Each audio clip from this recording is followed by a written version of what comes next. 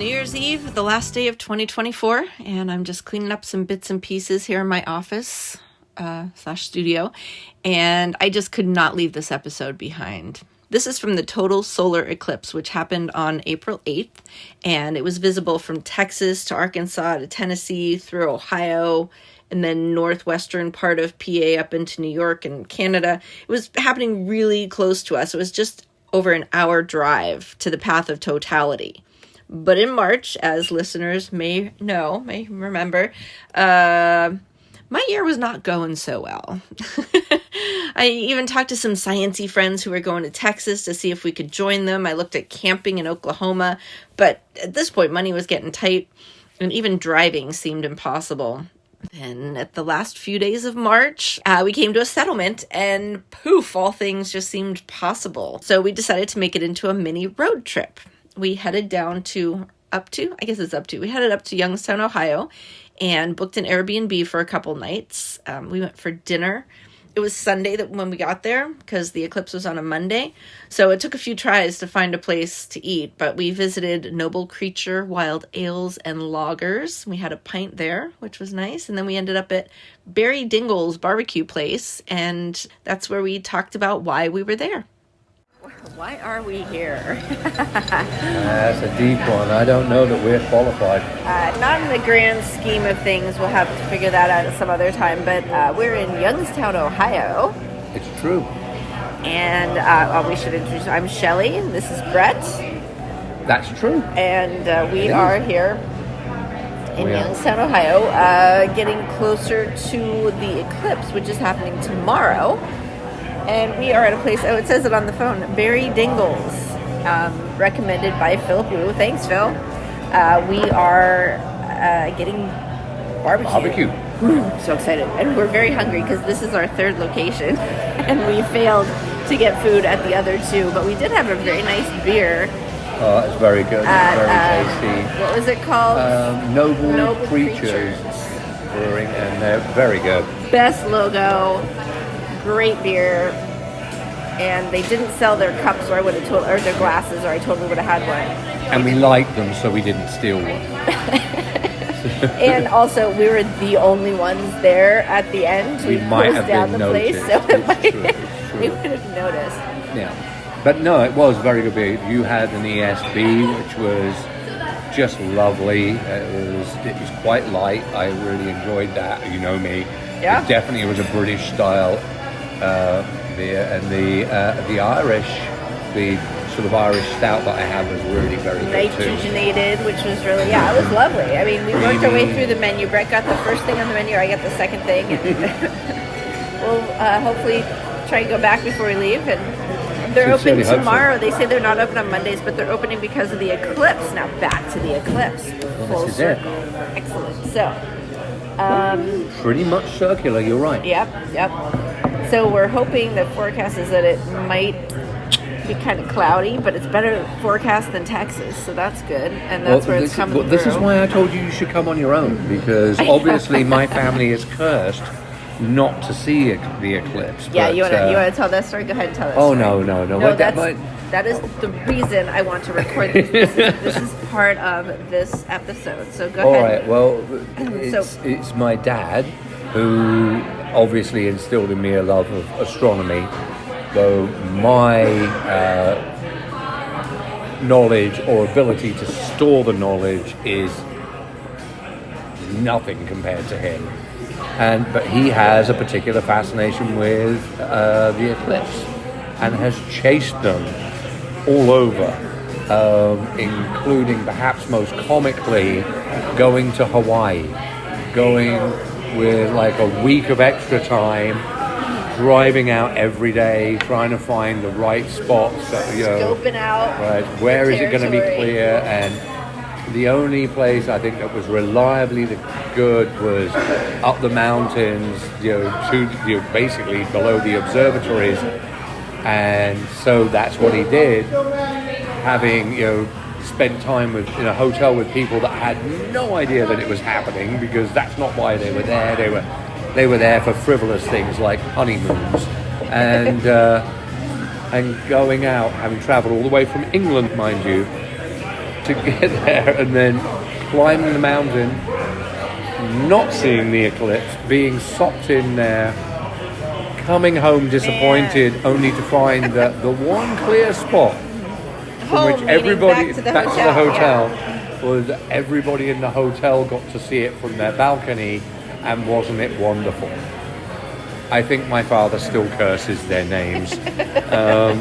But yeah, so we left any decision about this pursuit in Shelley's hands on the basis that clearly I might carry the curse of traveling across creation to see a beautiful 3-minute wander and probably fail if I had anything to do with it.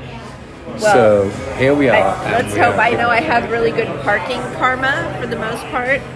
So maybe, I don't know, we'll see if the eclipse gods are shining on us tomorrow, and then the moon... Shining is appropriate. Right, and then, but also then the moon will take out this, the earth, right? It's the shadow of the earth that's on... Us. No, it's the shadow of the moon across us.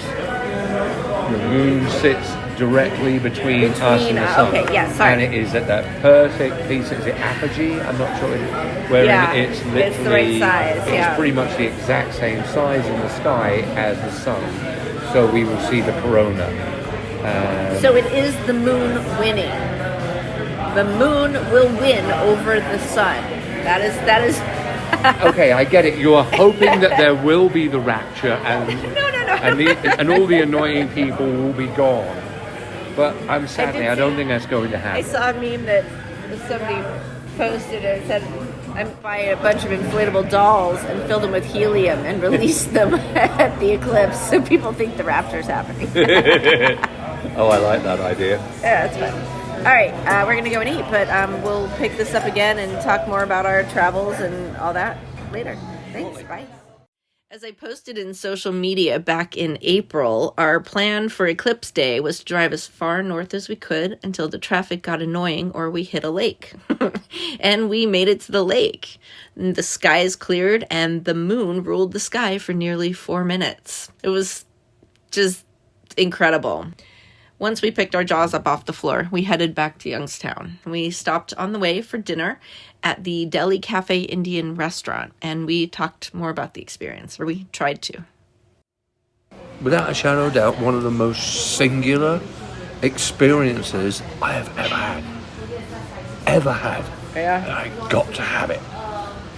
It's phenomenal. Yeah. My eyes just started leaking. I know. just couldn't help it. Me too. I was like, oh my God, I need to be able to see this. It's only for 3.5 fucking minutes. What was it? 3 minutes, 48 seconds we got. And then when we spotted that little spout coming out of the bottom, that little pink.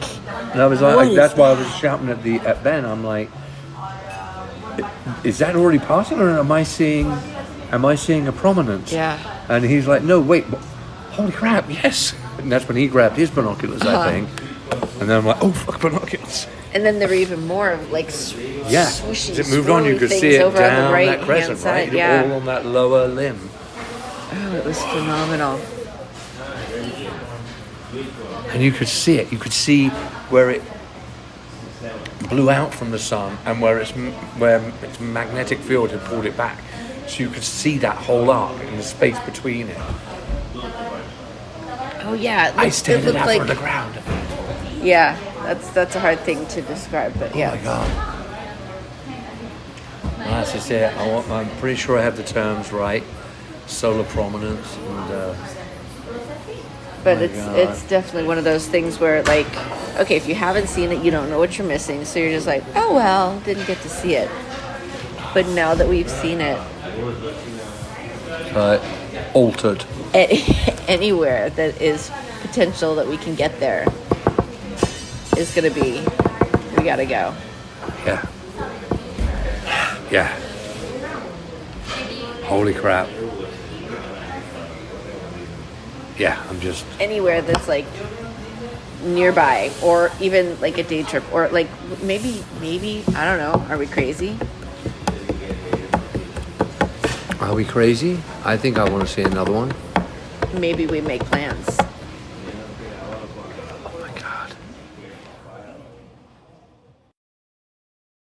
Yeah, it left us a bit speechless for a while. We had already driven an hour at that point, and we had made a couple stops before we got there. Stayed at the beach for a while. So this is probably like 2 hours after the actual event. It was astonishing. But later at the Airbnb, we were a little more chill, and we talked about our trip in more detail. You're going to hold that against me, aren't you? You're going to break that out and play it to me. No, go ahead. So we set out to do something. And we succeeded. Yeah, we probably should keep that quiet, though. This is new for us. It is. No, it's not. No. Oh. No, it's not. We're good. So, in Youngstown, Ohio, and then we decided this morning, well, we decided last night that we would go north and have breakfast. In Warren? In Warren, Ohio. It was a place recommended to us, and I was like, great, Totality. We're there. It's good. Totality? We'd be fine there. Brunchy breakfast? And then, yeah, it was a good breakfast too. And there were eclipse-themed cookies and pastries. There was an eclipse eclair. Yeah, The eclipse eclair. I so wanted to buy that. But I could just say the eclipse eclair. The eclair. Eclairs? The eclairs. So anyway, my friend Rob texted me that they were up at, he and his family were up at this park. Walnut Beach Park in Ashtabula. Right, it's just north about, 50 miles. Yeah. And he's like, it's not crowded. I'm like, we're eating breakfast. I'm like, we're never gonna make it up there. It's an hour's drive, and then maybe, and then he texted me a little. You looked up the difference in. I did. Yeah. Totality read. So the plan was to go from Warren and go north as far as we could, because the further north you got, the longer time was in Totality. Like the full eclipse lasted that long, where you could take off your glasses and actually look and see the corona. And yeah, it was incredible. But where we were in Warren, it was only 2 minutes and 2 seconds.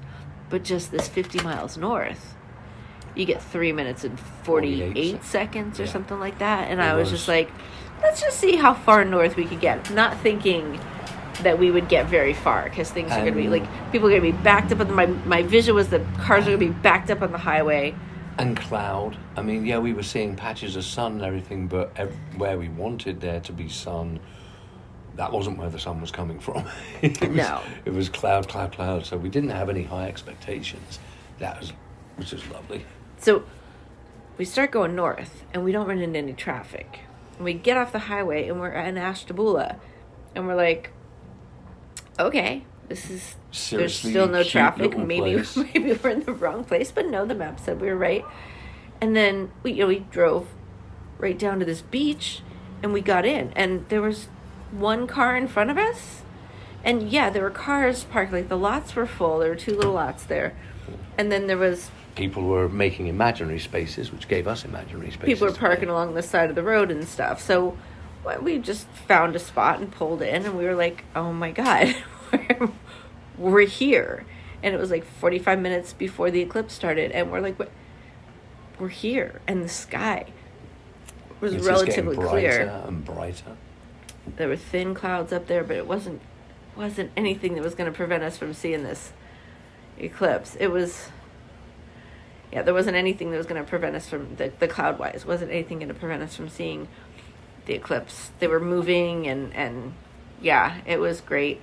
So, yeah, we went down to the beach. We walked straight down to the beach from, like, the restroom area, and Brett we stopped to talk to this one guy who had a bunch of cameras set up. Turns out he's from Lancaster, which was interesting. Anyway, chatted with them for a while, him and his mom, and then we walked down to the beach, and Brett dropped his stuff and went to skip rocks, and I didn't see him for like 15 minutes. So I set up our chairs, and we hung out for a bit, and then I decided to go wander around and see if I knew anybody, see if I could find Rob, and we did find Rob.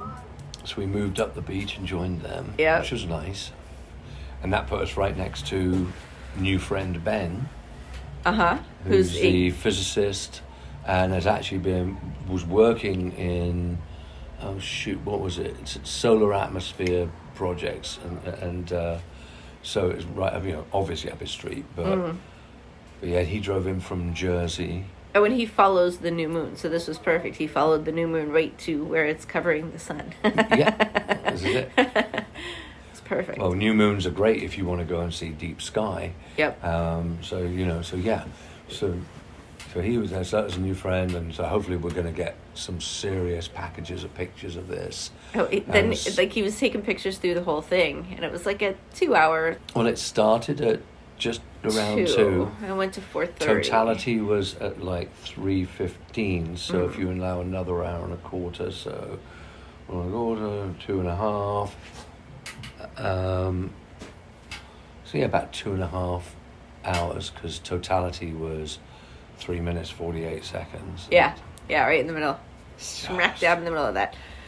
Yeah. Oh my gosh. Yeah. So I forget what we were saying about that time frame, but it was I'm completely spacing on the point of that. You don't even know why you started this We recording. did the math, yeah. But it was, you could, like, even when there was just the tiniest little sliver of sun left, and you could see through the eclipse glasses, still with the naked eye, it looked like a bright. You couldn't look at it and make out anything. No, even as just a slither, it was still. It looked like, it's a little dim, like maybe it's super cloudy day. The light became very different. It was almost a tangible color. You couldn't quite put a finger on it. It was kind of like for a second, and then it just like changed. Oh my God. And it was just phenomenal, because you could see this thing in the sky. And but like I said so many times today, it's you think you are completely prepared for this. You know what this is. You've seen images of it. You've seen footage of people watching it. You've experienced it. There should be no surprise. But then being in it directly, first person witness to it, it is such a surprise how not prepared you are. You think you know what you're going to get, and it's going to be great, but then it is massive orders of degree more spectacular than you could have hoped for. People have said, like, it's like the lights went out. No, it's not but enough. It's not that. You could still see everything. It was like you've got twilight, sunrise, sunset to both the east and west of you. Well, you say east and west, but I'm pretty sure north and south of it. Like, it was a 360. Yeah, because sunset. I kept transposing my north and south and east and west today. But it was. I mean, like I said, you've got suddenly, you can tell you're in this bowl of a shadow cast on the earth, because you can see. Being by the lake meant that you could see enough miles away to where it was not. Oh, that's what the light was. Yes. That's what I'm saying. That was the sun shining on that other part of the earth. I didn't put that together until just now. That's what we were looking at. And it was great to be in such a flat environment, too, to be able to see that. Mm-hmm. Yeah, if it's in a mountainous area, we're going to have to go up to the top of a mountain next time. Because that's the thing. Like, if you've never seen one, you don't know what you're missing.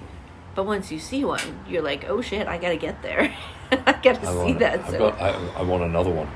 Yeah. Yeah, you just become that kid that's like, again. Oh my God. No, it was. You can't. There's no way you can ever find the language that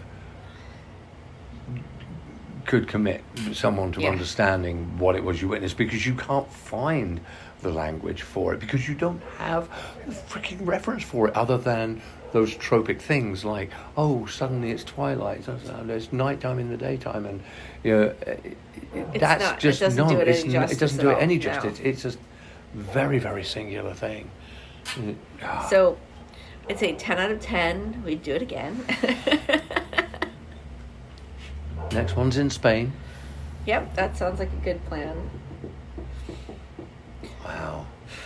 Yeah, it was quite a trip for what boils down to really, I mean, it was a fun afternoon all across the board. Yeah, I mean... Yeah, and I mean, you're done, and you don't want to run to the car. But that's okay, because you're on a beach. You're on a freaking beach in the sunshine. It's a lovely day. And the beach is nothing but skipping stones. Yeah. It was beautiful. It was like 70 degrees. It was kind of idyllic. And yeah, Ashtabula is a very cute little town. It was lovely. Mm-hmm. And it had that weird bridge. That was one. I don't know if it moves. I couldn't figure that out. I don't know if it was in any way a rotating bridge or an opening bridge. Yeah, I don't know. Because it was obviously over an inlet. And I don't know, but yeah, very lovely, weird turning bridge. It was like two angles.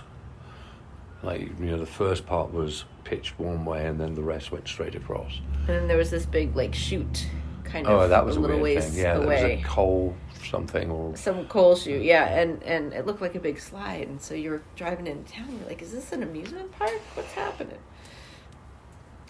It's wild. It was just so spectacular. Yeah, I'd do it again. Was. Absolutely. I mean, it was like filled me. I don't know. It's a corny thing to say, but like it was just like maybe my dopamine levels went like right to the top, and I was just like, this is totally worth it. Absolutely. This is it, right? You suddenly have respect for anybody that's ever said to you, no, trust me, you have to be there. Because now we're that guy. Yeah, because it's like, well, you know, it's like, we got such a very close to eclipse, and it was spectacular in Pittsburgh, just 2017. Yeah. Was it really that long ago? God. I think so. For some reason, I thought it was. No, you know what? Pandemic one.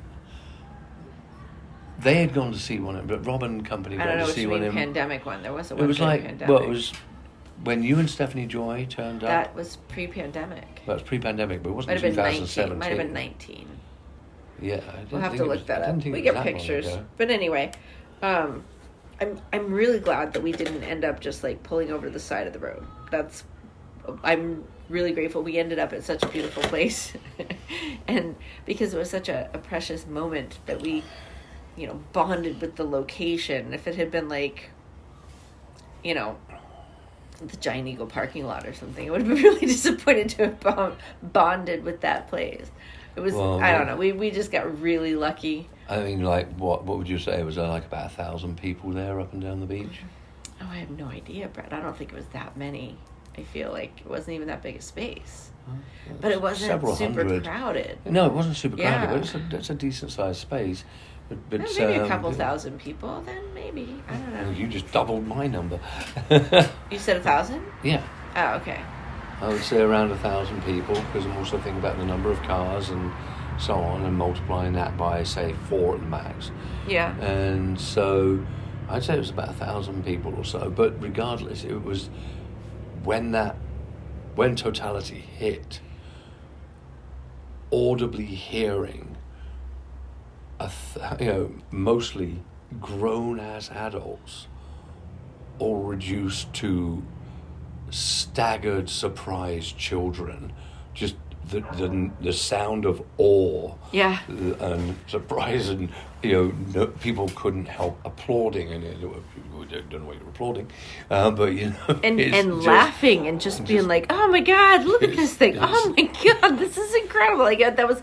I am kicking myself for not having recorded that, but I was just like too busy distracted. No. You're coming up on 3 minutes or 4 minutes. No. I understand, but I really wish I had some audio of that because it would be nice to put that in here. Oh yeah. But I don't have that, unfortunately. But it was. It's one of those things, and like all the people, like we didn't bond with all the people, but like.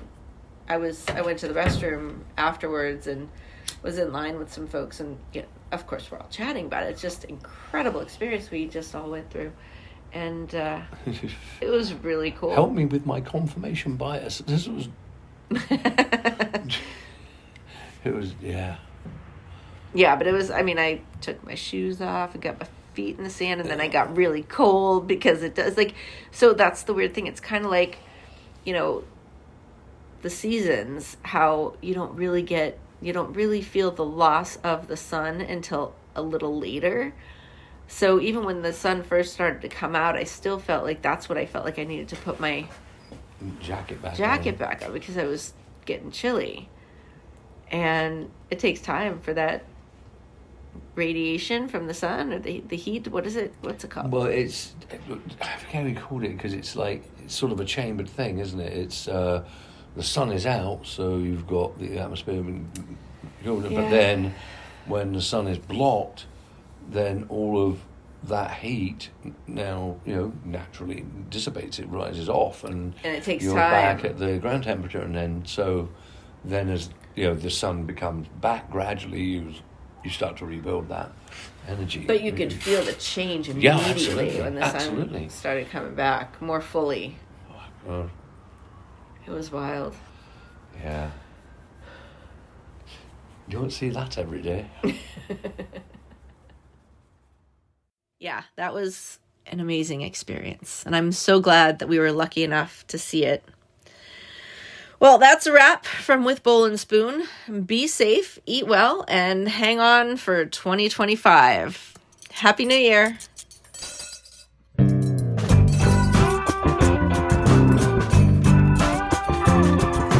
Everyone knows that food is cool. No secret.